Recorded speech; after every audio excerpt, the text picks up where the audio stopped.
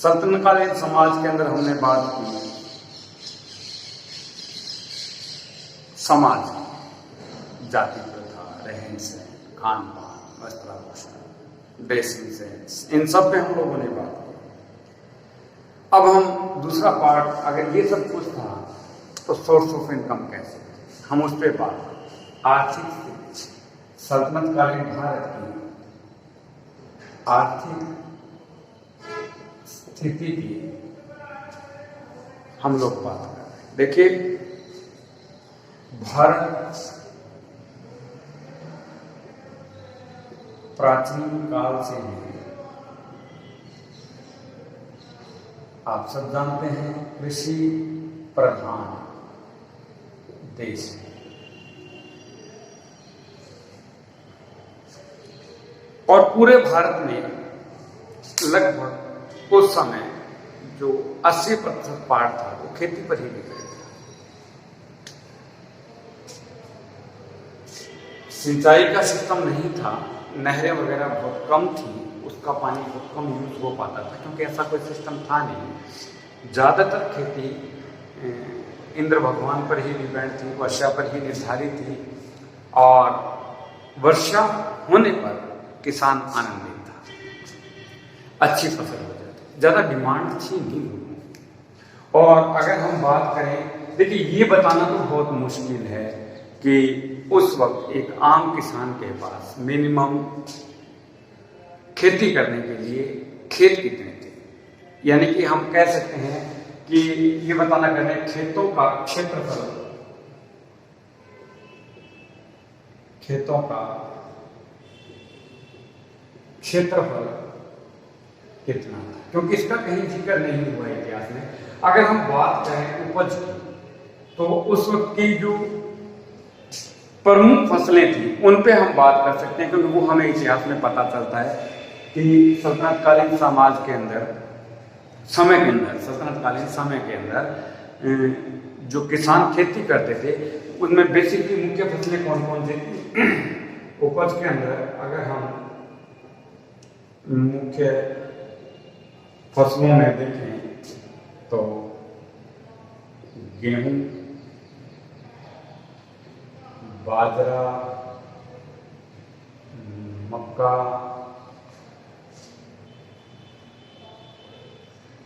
चावल, मटर, गेहूं, बाजरा, मक्का, चावल, मटर, और तिलहन, गन्ना, रुई, ये मुख्य फसलें थी।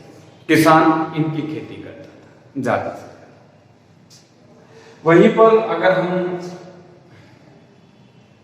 मुख्य फलों की बात करें तो मुख्य फलों में अगर हम देखें तो आम,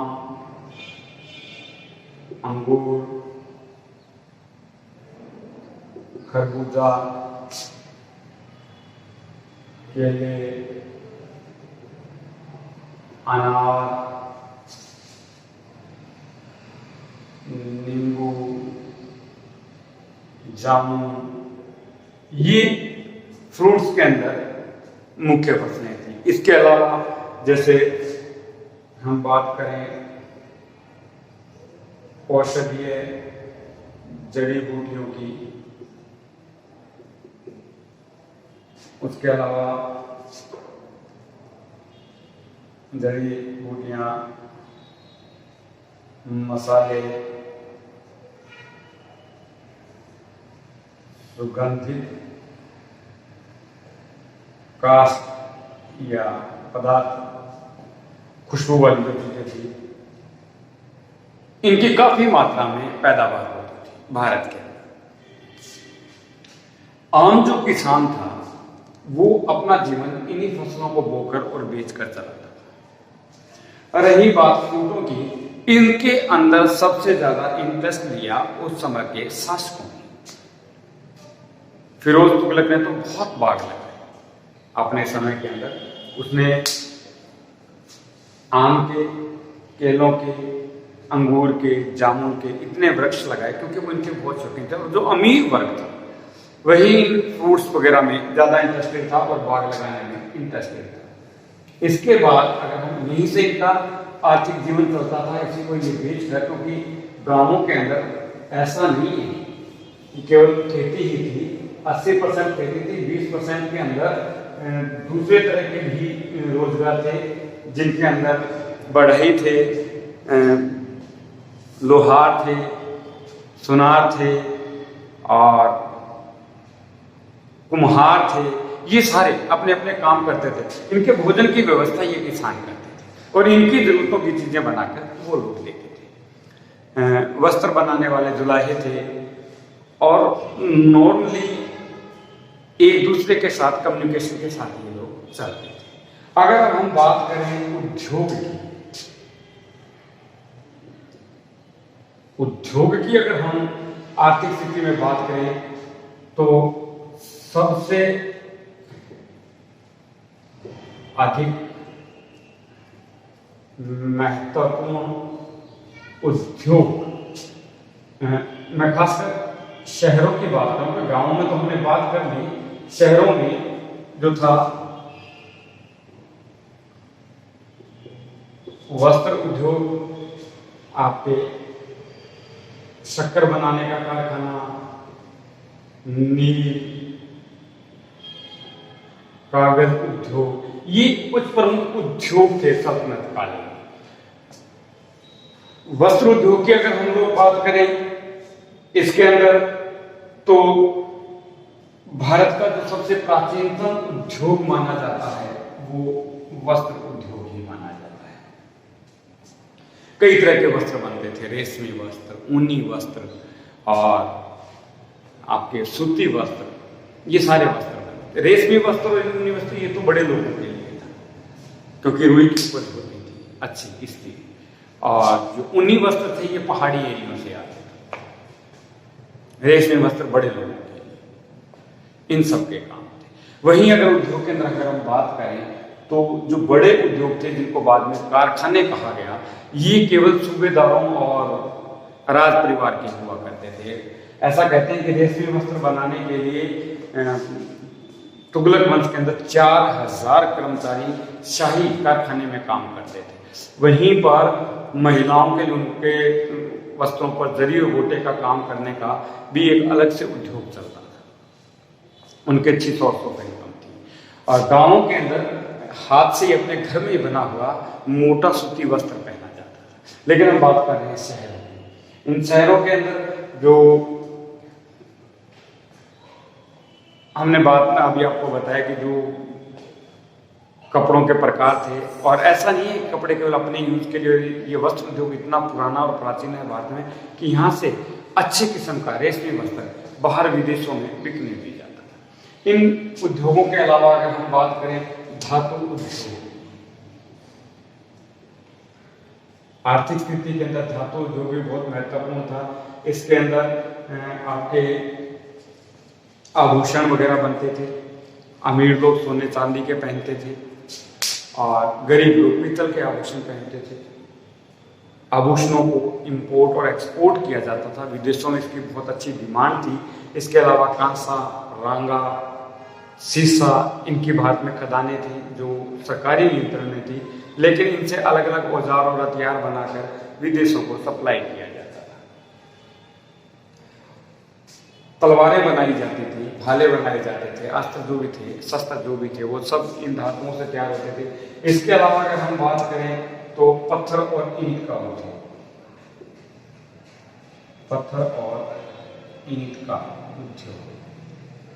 देखिए, व्यापार दो तरीके से होता था, जल मार्ग से और स्थल मार्ग से।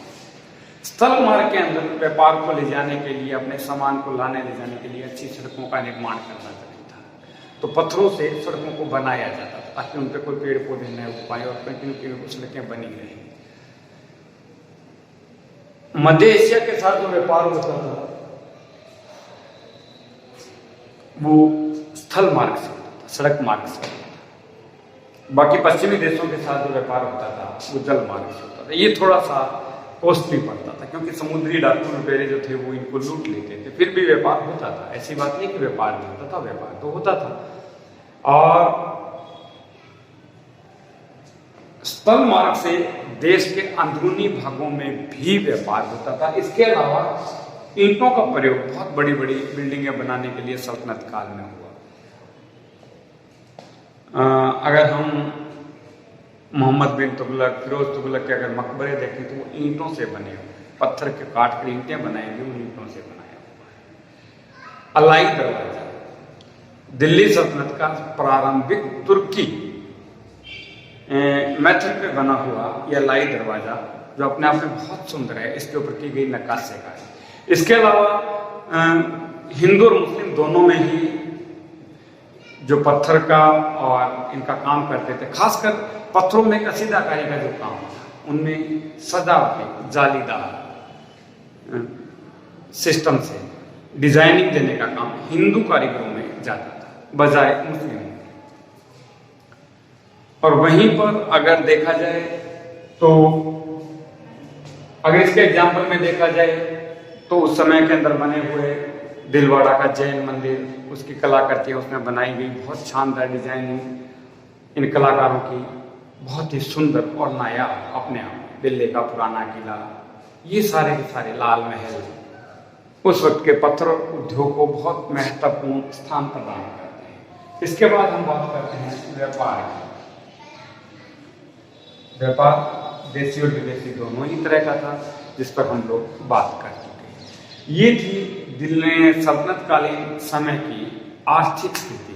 इससे पहले हम बात कर चुके हैं यहाँ की सामाजिक स्थिति के